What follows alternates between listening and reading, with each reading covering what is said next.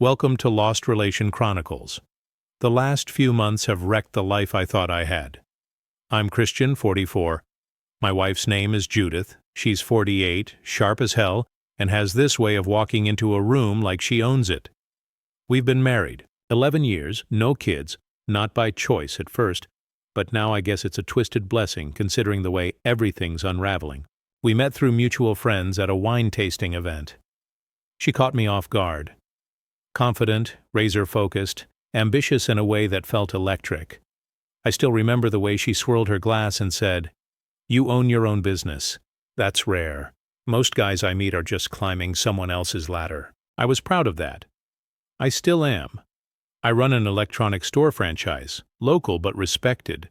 It's not flashy, but it pays well, gives me freedom, and my team looks up to me. We live in a nice suburb outside Atlanta. 3-bedroom house with a porch, Judith filled with plants. 2 cars, both paid off. A decent nest egg. I thought we had enough, but lately enough stopped being enough for her. About 8 months ago, her dental practice hired 2 new hotshot dentists. Fresh out of some top-tier dental school up north, Dr. Bill Jackson and Dr. Megan Wilson. They came with perfect teeth, oversized egos, and stories of vacation homes and Tesla. That's when it all shifted. Suddenly, every conversation we had a name in it I'd never heard before. Dr. Jackson just closed on a lake house up in Blue Ridge. You should see the pictures. Stunning. Or Megan's husband got her a new Range Rover for her birthday.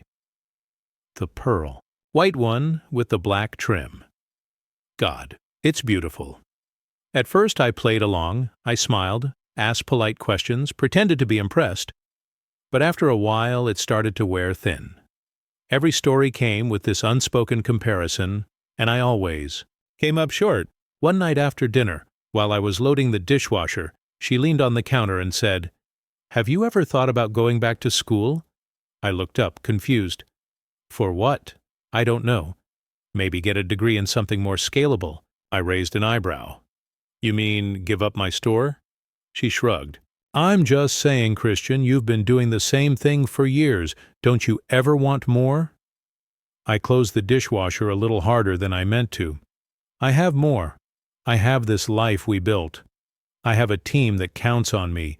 I like what, I do. She gave me this look like I was trying to explain poetry to a calculator, and that's when the silence started creeping in. Her shifts got longer, staff meetings that ran over. Emergency procedures with nervous patients. Friday nights she used to spend on the couch with me became solo hot yoga or evening cardio. And every time she left the house she looked more polished than ever. I noticed the change in her scrubs. No more standard issue light blue. Now it was sleek, tailored designer stuff. Labels I'd only seen in Neiman Marcus when she dragged me through once. Then came the watches. Judith was never flashy, but she started wearing these timepieces that probably cost more than my truck. One had tiny diamonds around the face. I asked about it once. "It's just something I treated myself to," she said, brushing past me in the hallway. Nothing extravagant. Her scent changed, too. I couldn't tell you what it was called, only that it was expensive and lingered after she left a room. Sweet but sharp. Like something you'd smell in the lobby of a 5-star hotel. That's when I knew something was happening. Then came the phone changes. Judith used to be the kind of person who left her phone on the kitchen counter, sometimes, for hours. I'd hear it buzzing, and she wouldn't even flinch. It was just there, part of the background noise of our lives. But all of a sudden, it became an extension of her arm. She changed the passcode. Used to be our anniversary. OSO 712. Easy. Sentimental. I remember the first time I noticed it didn't unlock. I asked about it casually. "Oh, I had to change it. HIPAA stuff, you know, for patient privacy," she said, not meeting my eyes. Made sense, sort of. But it wasn't just the code. Her phone started living face down on the kitchen table. Even when she went to the bathroom, it came with her. I tested it once, waited until she stepped outside to water the plants and tried to move it. Locked tight. The screen lit up and I swear she came flying back and like she sensed I'd touched it. "Need something?" she asked, real calm, but her eyes were sharp. "Just moving it off the edge," I said. She didn't respond, just took it and slipped it into her hoodie pocket. Then there were the notifications, constant non-stop flickers of light. She'd glance at the screen, and this little smile would creep across her face. Not the warm one I knew, not the one that crinkled the corners of her eyes when I surprised her with takeout from her favorite Thai spot. No, this one was tight, secretive, like whatever was on that screen wasn't meant for anyone else. If I came up behind her while she was tapping away, she'd lock the phone instantly or angle it away from view. Once I asked if everything was okay, if something was stressing her. Out! She barely looked up from her bowl of soup. Everything's fine. Just a lot on my plate at work, she said. That's when I started looking more carefully.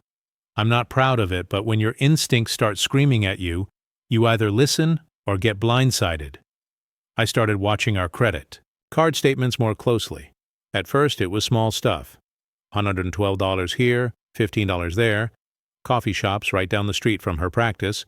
Always 2 drinks, 2 muffins, 2 sandwiches, never just one. Then, there were gas station charges twice a day sometimes. Once after work, then again, just a couple hours later, even when she claimed she was heading straight home. I asked her about it once. Traffic was insane. I stopped to grab a drink and use the restroom, she said, waving it off. Okay, maybe. But it didn't sit right. Then Uber receipts showed up. 3 of them during a week. She told me she was carpooling with her hygienist friend Casey. When I asked, she said Casey's car had broken down. But when I ran into Casey at the store a few days later, she said, "Didn't Judith tell you? I've been off all week." My sister had surgery. That was the first real crack. But it was the Miami trip that shattered me. She came home tan, relaxed, humming to herself as she unpacked. The official story was a 4-day dental conference. Continuing education, she called it. She even brought home a branded tote bag and a few pamphlets. But our credit card told a different story. There was a charge from a restaurant in South Beach, one of those spots where the cocktails cost $30 and the waiter wears a suit jacket in 90-degree weather. Dinner for 2, the receipt showed 2 entrees, 2 desserts, and a bottle of wine. That cost more than our electric bill. Then there was a charge for a couple's massage at the hotel spa. Couples? Not solo. Not even a basic massage. Lavender oil upgrade, hot stones, aromatherapy, like something you'd book for an anniversary weekend. But the thing that gutted me, a receipt from a high-end lingerie boutique, lace, silk, stuff she'd never worn for me, stuff she used to roll her eyes at, call impractical. I own an electronics franchise.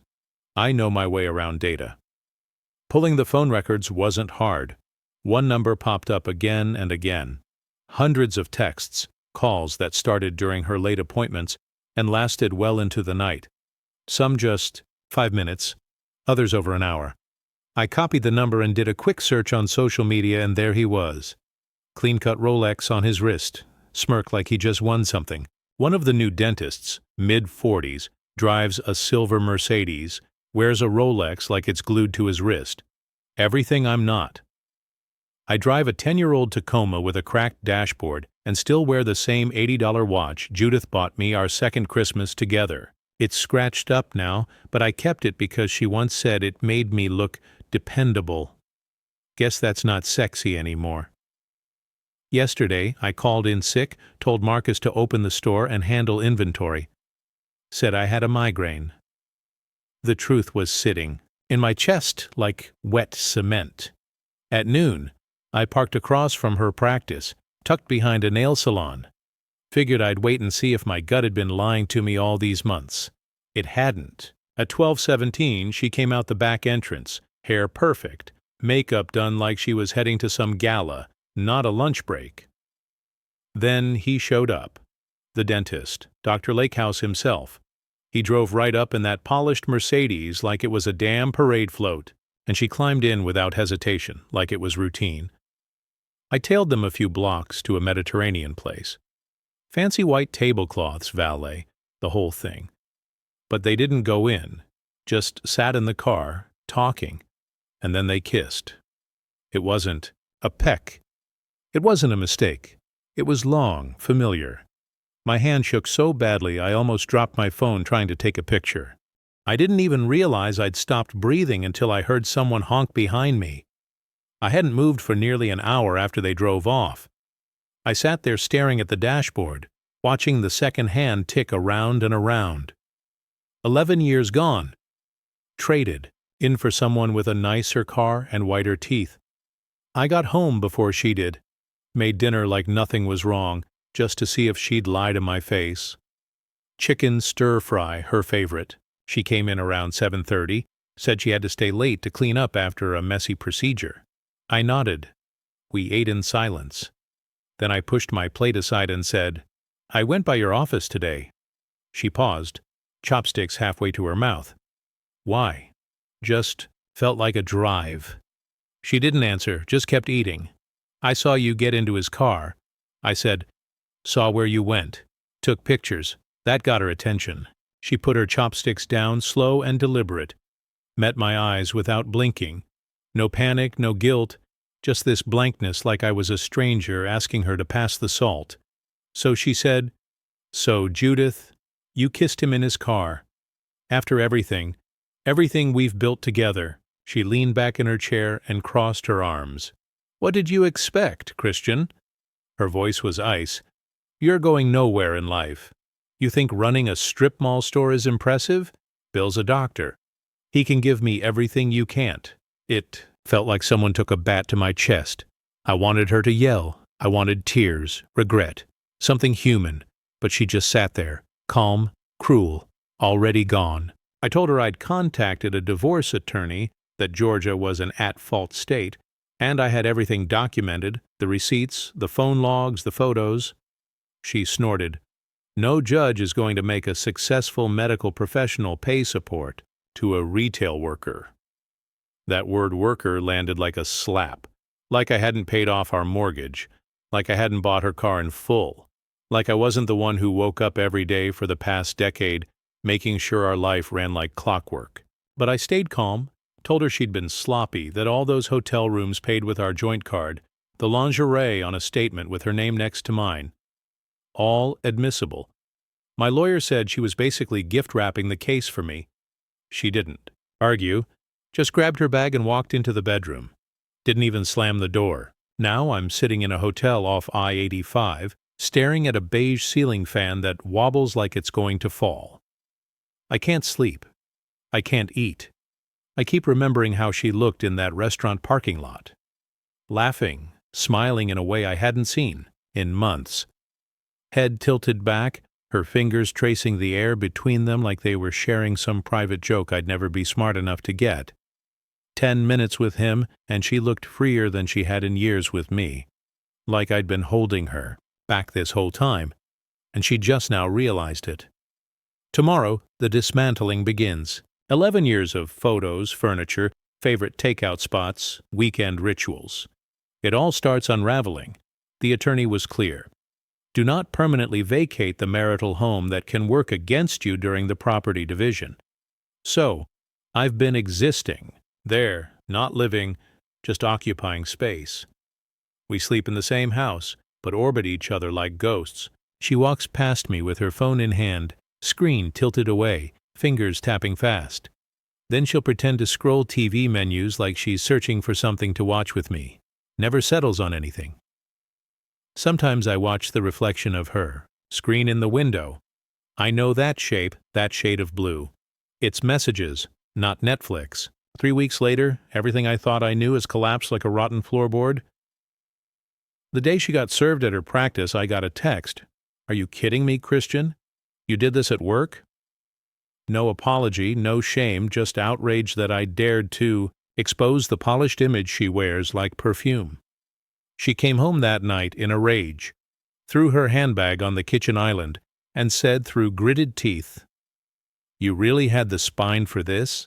Like I was some neutered house pet that had suddenly grown teeth. I didn't answer her. I just stood there leaning on the counter, arms crossed. Let her see that I was done being the guy who swallowed everything and smiled. My attorney's been a bloodhound. Organized, relentless, everything Judith used to be in a cruel kind of symmetry. We subpoenaed her office schedules, match them against the phone logs, credit card charges, and GPS data. No emergency cleanings, no late running root canals, just blank appointment slots and blocks marked meeting where she was off somewhere, with him. Lying to patients, lying to her boss, lying to me. Then the twist I never saw coming. His wife. Turns out Dr. Rolex was married. Still is. Technically, his wife found messages, photos, the works, and she's not quiet about it. Words spread around the practice like wildfire. It wasn't just a romance. It was a cruel, calculated joke between them. A conspiracy between two narcissists and scrubs.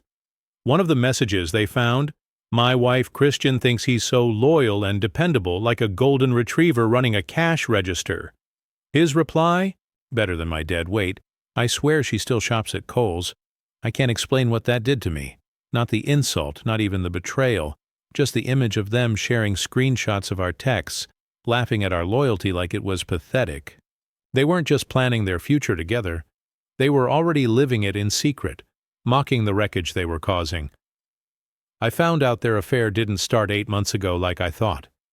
It started last December. At the Christmas party, Judith dragged me to and then ditched halfway through, saying she was exhausted. That night, while I was saying polite goodbyes and collecting her coat, he cornered her by the coat check, complimented her new haircut, asked if she'd ever considered investing in rental properties, told her how dentists up north are flipping, townhomes for passive income. She told me all about that party later, except, of course, that part. Their first date was supposedly a business lunch about dental equipment suppliers, but it wasn't lunch. It was a seduction disguised in PowerPoint slides. Then came the expensive surprises. A Cartier watch for her birthday written off as client appreciation. Weekend spa trips labeled as continuing education. Private cooking classes scheduled during her gym hours. The truth is, I'd stopped asking where she was. Not because I didn't care. Because every time I did, she made me feel like a burden. God, Christian, not everything is a conspiracy. I'm allowed to have a life. Turns out that life just didn't include me anymore. But the financial betrayal that hit just as hard. She withdrew $15,000 from our joint savings last month. When I asked about it, she waved it off with a laugh. Dental equipment? She said it wasn't dental equipment. That $15,000 withdrawal, it went toward a down payment on a condo. Their condo, a sleek little 2-bedroom unit in one of those glass towers overlooking the Beltline.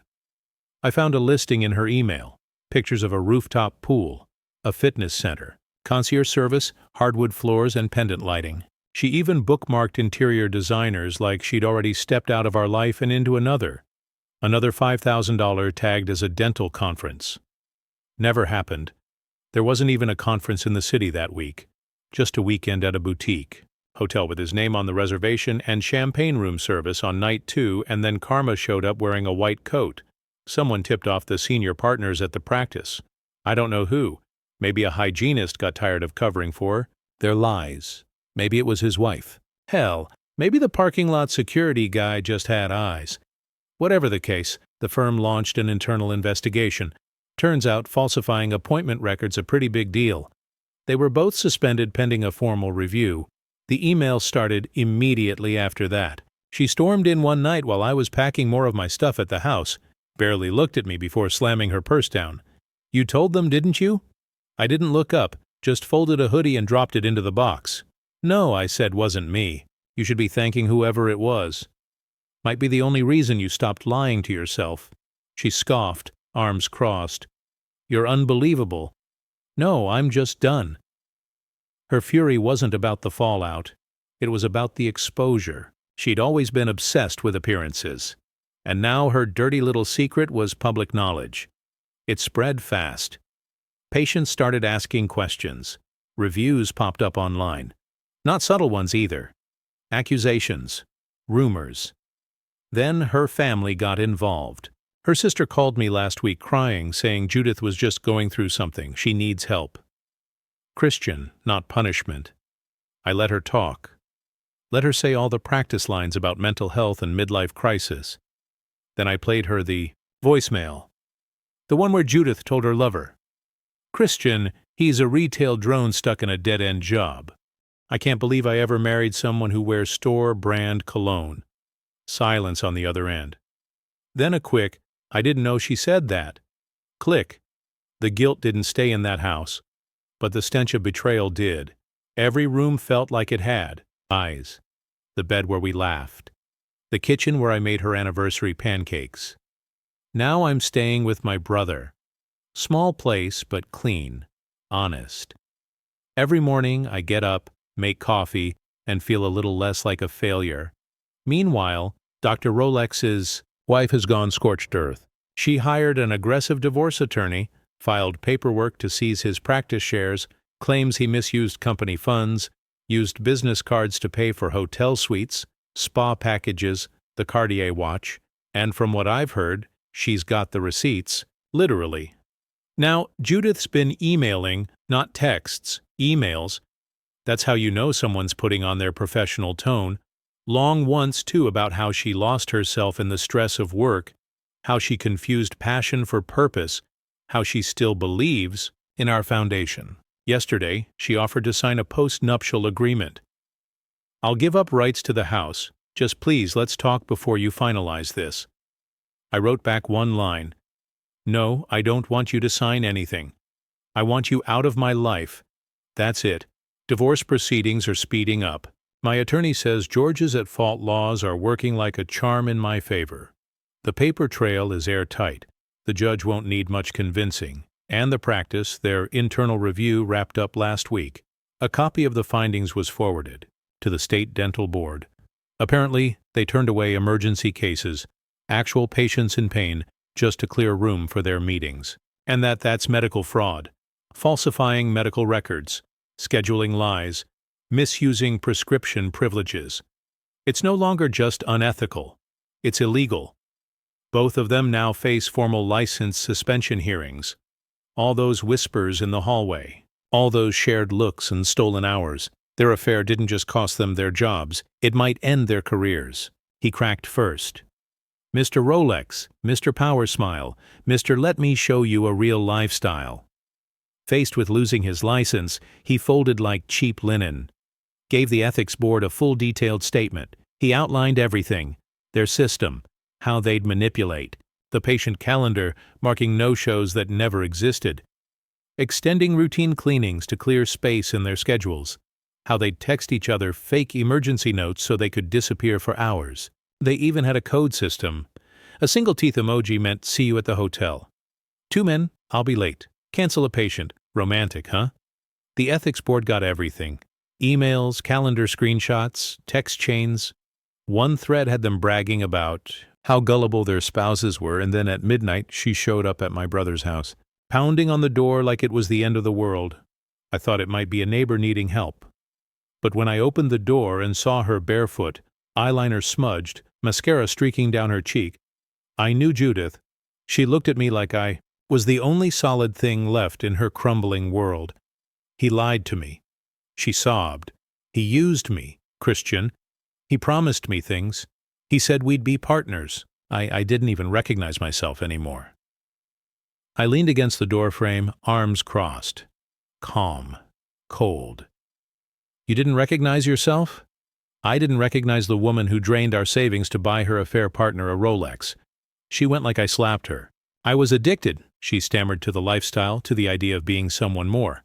I thought, you thought you'd trade up.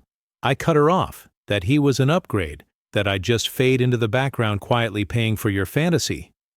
Tears ran down her face. It was a midlife crisis, Christian. I was drowning, and he offered a lifeboat.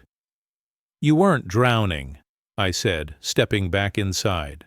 You were bored, and you lit the house on fire just to feel warm. Then I closed the door. Behind it, my brother stood in the hallway holding a cup of tea, like he didn't know where to look. I walked past him and didn't say a word.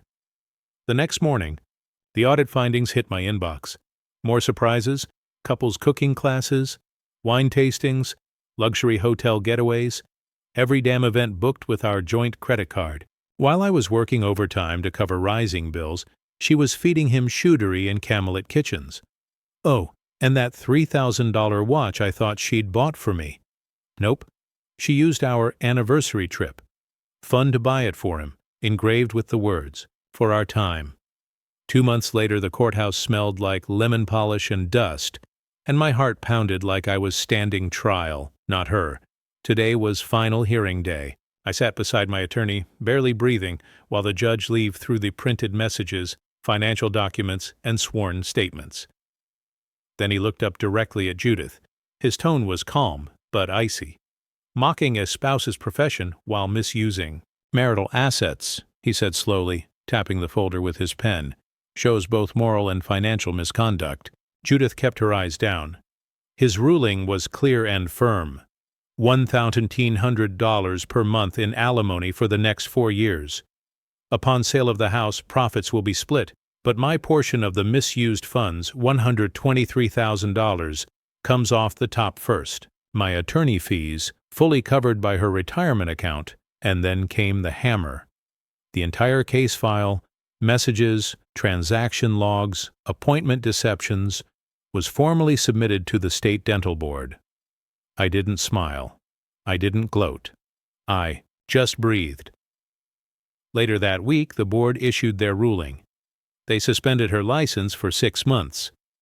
The official citation: ethical violations related to patient scheduling and practice management. They hit him harder. 12-month suspension because he was the supervising dentist, the one responsible for oversight, for integrity, for setting the standard. Instead, he was setting hotel reservations. The board didn't pull punches. They cited everything: abuse of business funds, falsified appointment logs, failure to report relationship conflicts. His arrogance collapsed under the weight of his own signatures on fake invoices. The other betrayed spouse. She went scorched earth. I ran into her attorney, once in the hallway outside the boardroom. "He thought he was clever," she said to me almost conversationally while stuffing papers into a leather briefcase. "We traced over $40,000 in misappropriated funds. He's lucky we didn't press criminal charges. He lost his partnership stake in the practice. Just like that. 1 week he's sipping espresso at his glass desk with his name etched on the door. The next he's working as an associate at a discount dental chain, cleaning teeth next to hygienists who used to call him Doctor with a capital D. I heard from a mutual acquaintance that patients recognized him too. One asked if he was there, filling in for someone. He had to explain red-faced that he worked there now. Meanwhile, their dream condo, the one they were going to start their new life in, gone. The bank pulled the loan before closing. Neither of them could qualify on their new reduced incomes. She's renting a 1-bedroom now near her sister's place. I imagine it's humbling going from marble countertops and vision boards full of travel, destinations to a furnished rental with laminate flooring. He moved in with his elderly parents. Hard to build a luxury lifestyle from your childhood bedroom, I guess. I got a message from my old buddy Nate a few weeks back. "You sitting down?" He texted. I replied, "Why did she win the lottery? Your second franchise got approved. Savannah, big location." I stared at the screen, stunned for a second. Then I laughed loud and alone in my apartment. I'm not leaving Georgia, just relocating. A new start. Same soil. The company offered me a store manager position for the new location. Decent raise, bigger team. It's not as much as Judith made during her hygienist days, but I sleep fine without blood on my hands. Besides, I've learned that money only matters so much. Watching her destroy everything in pursuit of a so-called luxury lifestyle taught me that. Dear listeners, please share your thoughts in the comment section below and don't forget to like, share, and subscribe.